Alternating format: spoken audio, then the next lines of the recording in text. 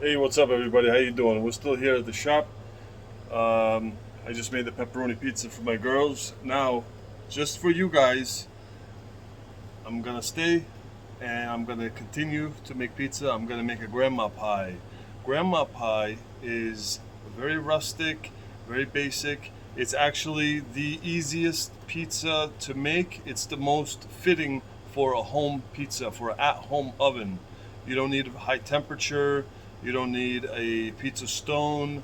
You don't need, um, yeah, I guess like the pizza stone, things like that, or a pizza screen or pizza peel. None of that. All you need is a tray, a cookie sheet, a baking pan. You know, the ones that you make. I don't know, whatever you make. I'm not a pastry chef. I don't know. A cookie sheet, but you know the cookie sheets with the edges, with the lip. That's all you need is one of those. If you have a round one, it's fine. If you have a square one, it's fine. A rectangular one, it's fine. I don't care if you have a triangle one or a hexagonal one. We can do it. I have right now a square, 16 by 16. That's standard pizzeria size Sicilian tray, Sicilian size, and standard industry grandma size. So I'm going to teach you how to. Now you don't have to make it grandma style. Grandma just refers to the style that's like the sauce, the cheese, the all of it all put together makes it grandma pie. But this style is going to allow you to make it with, you can use Alfredo sauce and cheddar cheese. You can do regular pizza sauce from a jar. You can create your own. What we use is San Marzano tomatoes. San Marzano tomatoes are tomatoes from a specific region in Italy. They are authorized by the Department of Agriculture, stamped by the Department of Agriculture. They have to have a seal to be official San Marzanos. They are a little bit pricier and well worth it.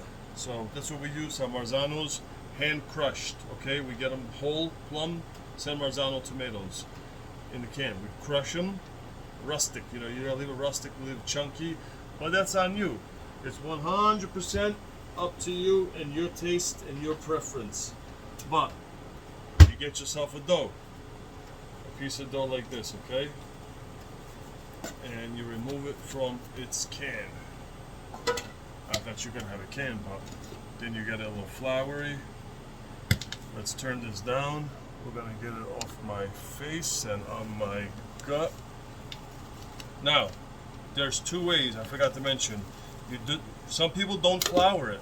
Some people think that flouring a dough for grandma is 100% wrong. I, on the other hand, prefer it. So, guys, making pizza is an art. Nobody can tell you you're wrong. You do how you want to do it. But there are a few steps to follow. Tricks. Let's say tricks. I'm going to show you. Now, what I'm doing now is I'm not creating a crust. All I'm doing is making it flat. You see, my hands are going over the edges. I'm making it completely flat. I don't want to form that crust like I showed you guys. Remember? I don't want to form this crust. I just want to work it nice and slow. I think this is a better demonstration. Put my hands over it. So just go nice and slow, guys. You don't have to pull at it really hard. Subtle, gentle. It's almost like you're caressing it.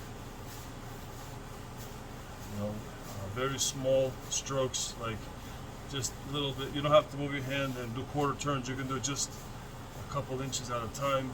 1 inch, jump an inch, and stretch, little by little. Because if you do big stretches, you're gonna get an uneven thickness. You don't want an uneven thickness. You want completely even thickness from the outer crust to the middle, to that first bite. You want the crust to be the same thickness, okay? You grab it like that, you grab it like that, you kind of give it a little bit of a shape.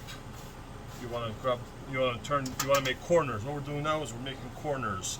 because we have a square. So you just pull it a tad bit like this. So check it out. What do we got now? What is this? A square. So, and what's our pan? You know what? Let me go turn the other lights on, guys. I was closing up shop. I'll keep walking so you can hear me, but I'm going to go turn the lights on. One second. Alright, that's good.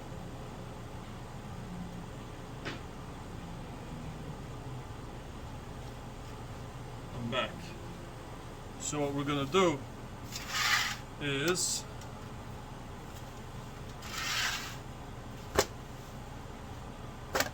now you see this is the skin. The skin of the dough is the outer part. Okay, the part touching the bottom of your bowl, the bottom of your pan, whatever, that's not the skin. This part that's exposed to the air, that's the skin. I personally prefer to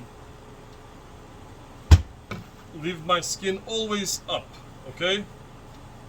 So my sauce is gonna and cheese is gonna go on the skin. So after you can give it a little bit of this. So you're gonna get it. You want to be gentle with the shaping, because you don't want to overstretch it. We're just caressing it into the corners, nice and gentle. And you want the edges to go up slightly, okay, slightly. You see this here? You don't want it to go up too high, because it's going to be much higher than when it bakes. It's going to raise, it's going to go higher than the pan, it's going to go higher than your cheese and your sauce, and it's going to burn, almost like a pie crust kind of thing, kind of a deal like that. So you give it a little bit of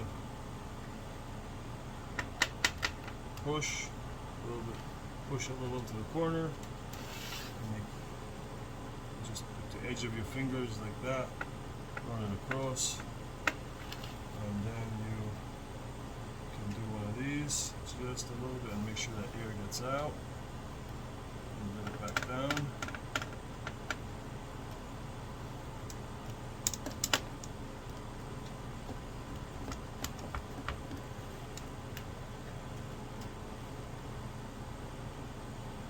Alright, so now if this was a round or rectangular, same concept, guys, same concept. Now do you see here? It's not raised at all. It's almost flat. That's fine. That's perfectly fine. You can leave it like that, because what we're going to do is, we're going to put it on top of the oven where it's very, very warm. All right, I'm just going to leave it up there, just because what it's going to do now is proof. You know when dough proofs, when you first make your dough, then you leave it in the bowl and it doubles in size. Well, dough can proof a couple of times. What we do here is we don't let it proof too much. We let it proof very gently, and we put it in the refrigerator, because we take it out and we proof it before we make pizza with it. What we're doing here for the grandma is we're gonna give it an extra proof. So if you've ever had like Italian bread or like a good ciabatta bread, and when you cut into it or bite into it, you see all those little air pockets. That's what this is going to create. All the little pockets with the gases are going to expand. The warmth is going to expand those gases, and the yeast is still active in there, so it's going to rise. It's going to thicken. It's going to look like it's getting thicker in that pan. So it's going to go from like a thin little, smushed down crust to a thick, very delicate, airy, delicate and airy, puffy, poofy kind of crust. And not very poofy, but a little bit. So then what we're going to do then is your heart's desire. What I do, I put the cheese first, put the mozzarella first, cover the whole thing. You know what, let's just pretend that happened. I don't want to do that. I want to kind of wait for it to happen and then keep shooting, but it's going to be a longer video. You know, let's just let's just pretend that I left it up there for a good 20 minutes, okay? And you're gonna notice that it's softer, it's almost like silky, you know, and it's like pillowy. All of it's gonna be pillowy, it's gonna be softer. So then what you're gonna do is you're gonna put your mozzarella on here.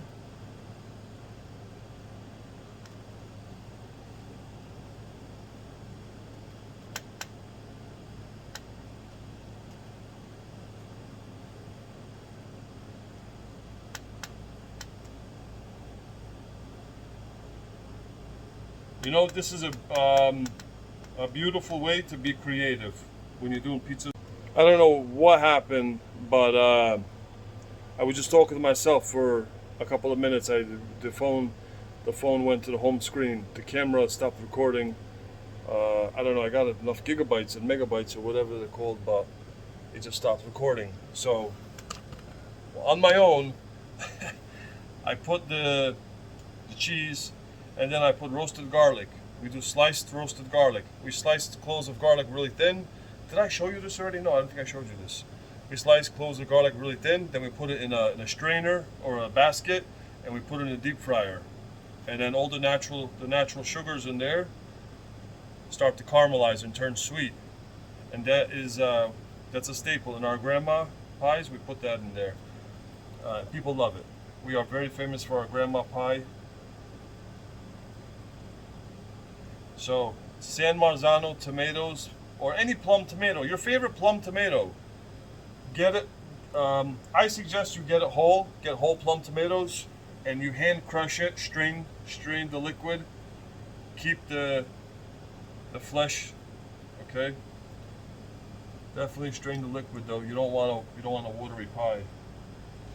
And you put your little, you spread it around. Get your little dollops and your little chunks and bits all over.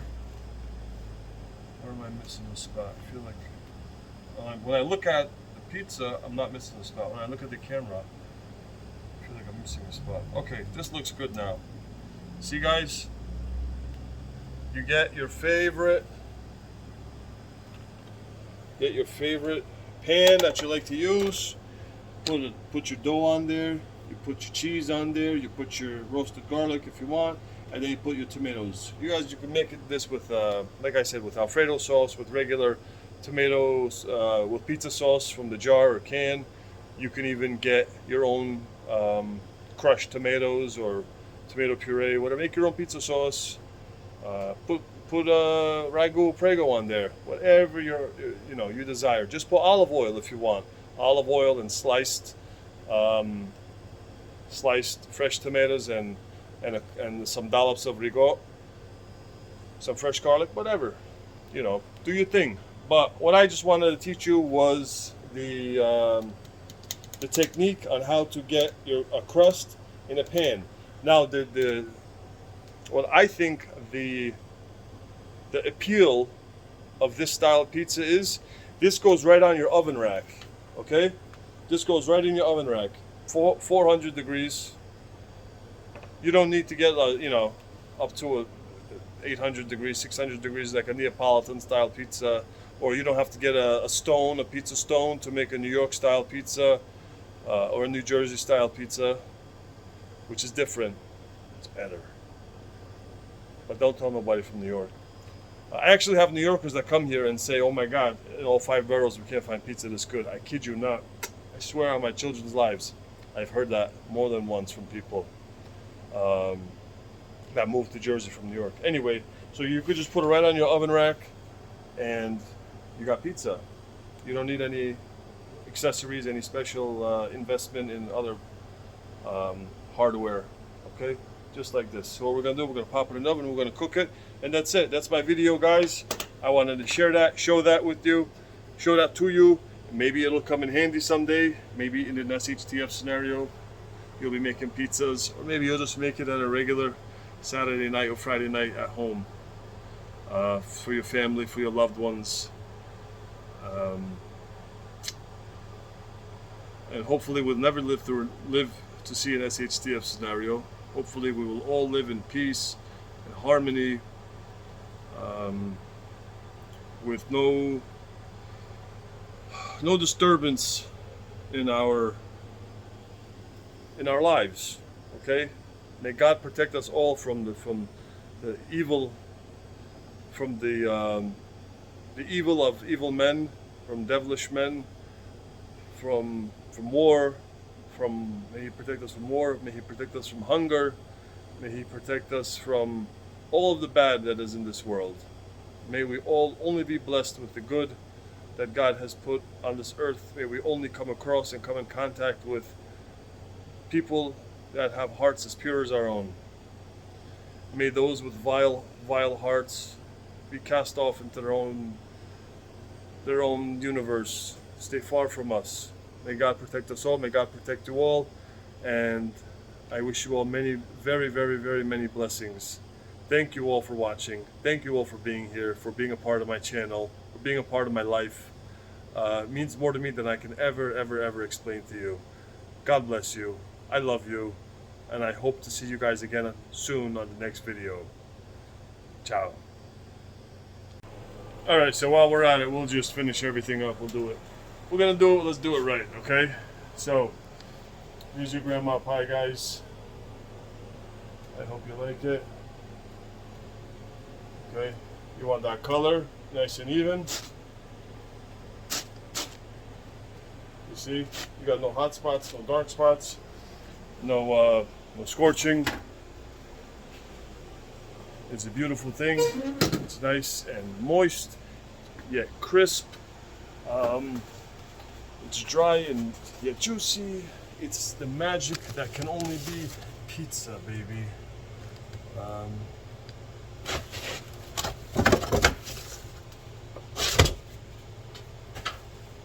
there's a couple things we gotta do to that now. If you want to make it legitimate, let's make it legitimate, guys. So, when you cut a grandma, you're gonna get 8 slices. Cut it in half. Then you cut those halves in half. Okay, so now we have 1, 2, 3, 4 little strips. Okay, then what we're gonna do is we're gonna run our knife across. Now we have 8 slices. That is the quintessential way to cut the grandma pie. And then you gotta dress it, okay? Don't leave it naked. You get your pecorino romano. You can use Parmesan if you want. Parmigiano Reggiano, regular Romano. I like pecorino, it has that extra bite. Pecorino means from a sheep, from that which is comes from sheep.